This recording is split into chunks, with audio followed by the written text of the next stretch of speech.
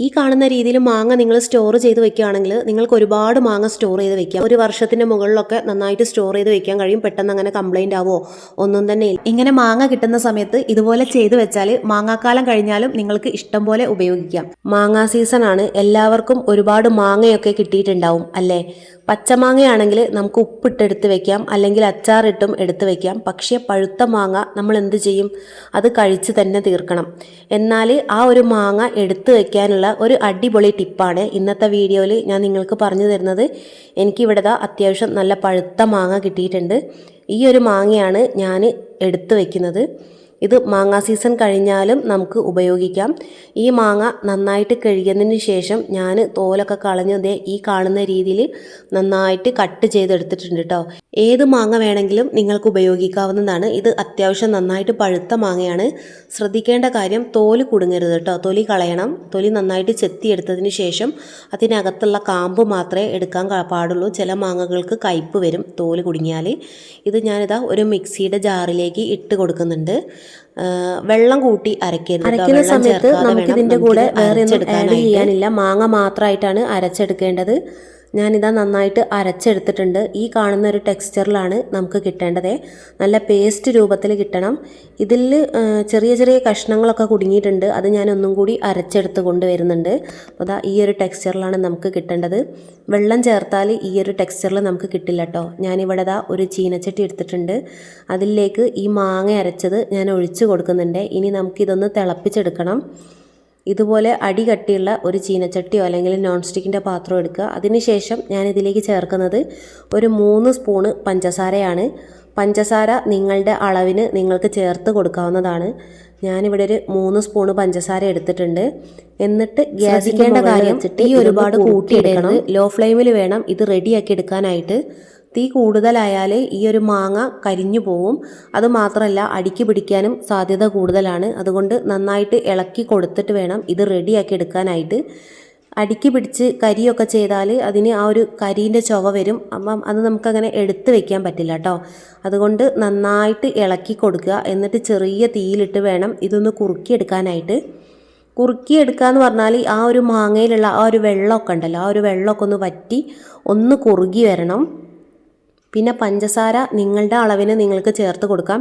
ഇനി പഞ്ചസാര ഇട്ടിട്ടില്ലെങ്കിലും കുഴപ്പമൊന്നുമില്ല കേട്ടോ. ഞാൻ പെട്ടെന്ന് പഞ്ചസാര ഉപയോഗിച്ചാൽ പെട്ടെന്ന് കേട് വരില്ല. അതുകൊണ്ട് കൂടിയാണ് ഞാൻ പഞ്ചസാരയും കൂടി ആഡ് ചെയ്തത്. അപ്പോൾ പഞ്ചസാര നിങ്ങൾക്ക് താല്പര്യമില്ലെങ്കിൽ നിങ്ങൾക്ക് അത് സ്കിപ്പ് ചെയ്യാവുന്നതാണ്.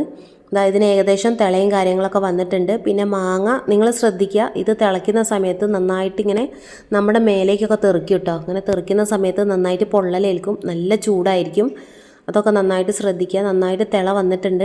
ഈ കാണുന്ന രീതിയിൽ മാങ്ങ നിങ്ങൾ സ്റ്റോർ ചെയ്ത് വെക്കുകയാണെങ്കിൽ നിങ്ങൾക്ക് ഒരുപാട് മാങ്ങ സ്റ്റോർ ചെയ്ത് വെക്കാൻ പറ്റും. നമ്മൾ പഴുത്ത മാങ്ങ ചെത്തി ഫ്രീസറിൽ വെച്ച് സ്റ്റോർ ചെയ്യുന്നതിനേക്കാളും കുറച്ചും കൂടി നല്ലത് ഇങ്ങനെ പേസ്റ്റ് രൂപത്തിലാക്കി സ്റ്റോർ ചെയ്ത് വെക്കുന്നതാണേ. ഇത് നിങ്ങൾക്ക് ഒരു വർഷത്തിൻ്റെ മുകളിലൊക്കെ നന്നായിട്ട് സ്റ്റോർ ചെയ്ത് വെക്കാൻ കഴിയും. പെട്ടെന്ന് അങ്ങനെ കംപ്ലൈൻ്റ് ആവോ ഒന്നും തന്നെ ഇല്ല. ഇതാ ഏകദേശം നന്നായിട്ട് കുറുകി വന്നിട്ടുണ്ട്. ഇതുപോലെ നന്നായിട്ട് കുറുകി വരണം കേട്ടോ. ഇനി കുറുകി വരുന്നതൊക്കെ നിങ്ങളുടെ ഇഷ്ടമാണ്. നിങ്ങൾക്ക് നല്ലോണം കുറുകിയൊരു ജാമു പരുവത്തിലൊക്കെ കുറുക്കിയെടുക്കണമെങ്കിൽ അങ്ങനെയും കുറുക്കിയെടുക്കാം. പക്ഷേ ഞാൻ ആ ഒരു രീതിയിലൊന്നും അത്ര ഒരുപാട് അങ്ങ് കുറുക്കിയെടുക്കുന്നില്ല. അപ്പോൾ പഴുത്ത മാങ്ങ കിട്ടുകയാണെങ്കിൽ നിങ്ങളൊക്കെ ഒന്ന് ജസ്റ്റ് ട്രൈ ചെയ്ത് നോക്കുക. ഭയങ്കര ഈസിയാണ്, ഒരു പണിയില്ല. മാങ്ങ ചെത്തിതാ ഈ ഒരു കുറുക്കിയെടുക്കാൻ കുറച്ചൊരു സമയം വേണം, അത്ര മാത്രമേ ഉള്ളൂ. ഏകദേശം കുറുകി വന്നിട്ടുണ്ട്. ഇനി നമുക്ക് ഗ്യാസ് ഒന്ന് ഓഫ് ചെയ്യാം. എന്നിട്ട് ഞാനിതാ ചൂട് തണിയാൻ മാറ്റി വെച്ചിട്ടുണ്ട്. നന്നായിട്ട് ചൂട് തണിയണം കേട്ടോ. ചൂടോടെ നിങ്ങൾ കണ്ടെയ്നറിൽ ഒഴിച്ച് വെക്കരുത്. നന്നായിട്ട് ചൂട് തണിയണം, സമയം കൊടുക്കുക. ഇനി നിങ്ങൾക്ക് ടൈമില്ലെങ്കിൽ വെള്ളത്തിൻ്റെ മുകളിലെങ്കിലും വെച്ചിട്ട് നിങ്ങൾ ചൂട് തണിച്ചെടുക്കണം.